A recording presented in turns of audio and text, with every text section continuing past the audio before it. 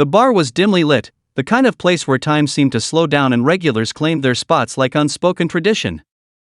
The low hum of conversation mixed with the soft strum of an old rock song playing on the jukebox. In the corner, a man sat alone, nursing a glass of water. His name was Jack.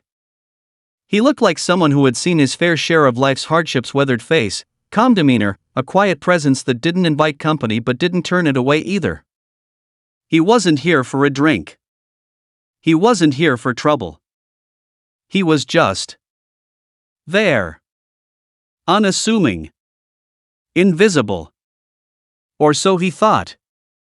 Across the bar, two younger men sat laughing louder than anyone else, their eyes scanning the room for entertainment. Eli and Travis.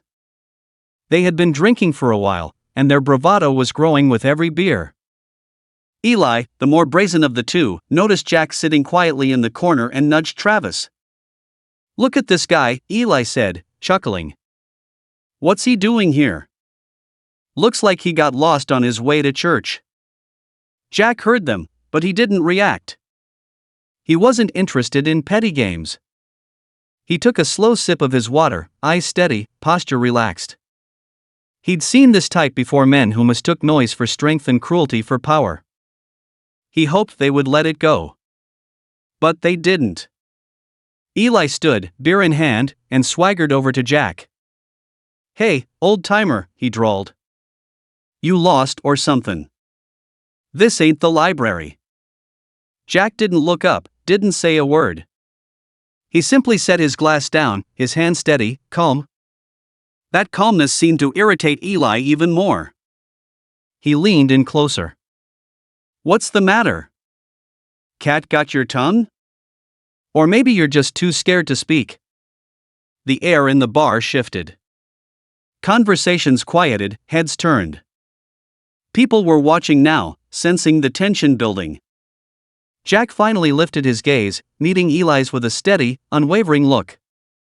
His voice was quiet, but it cut through the air like a blade. "Not scared. Just don't see the point in talking to fools." The murmurs around the bar grew louder. Eli's grin twisted into something uglier. "What did you just say?" Jack didn't repeat himself. He didn't need to. His expression remained calm, but his eyes carried a weight that should have made anyone think twice. But Eli and Travis weren't thinking. They were drunk and reckless, and they saw Jack's silence as a challenge. Travis joined his friend, cracking his knuckles as he approached. "You think you're tough, huh? Sitting there like you're better than us. Maybe we ought to teach you some respect." Jack sighed. It wasn't a sigh of fear or frustration, it was the kind of sigh that came from someone who had seen too much, someone tired of pointless confrontations. He stood slowly, unfolding himself from his seat. He wasn't a large man, but something about the way he carried himself made him seem taller, stronger. The bar fell into complete silence. Every eye was on him. "You don't want to do this," Jack said, his voice steady. Eli sneered. "Oh, I think we do." In a flash, Eli threw a punch.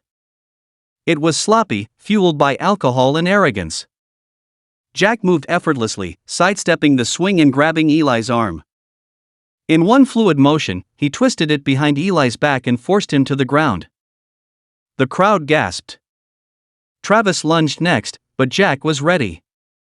He swept his leg out, sending Travis crashing to the floor beside his friend. It all happened in less than 10 seconds, and when it was over, Jack stood there, calm as ever, while Eli and Travis groaned on the ground. Jack leaned down, his voice calm but firm. "I don't like hurting people. But I will defend myself.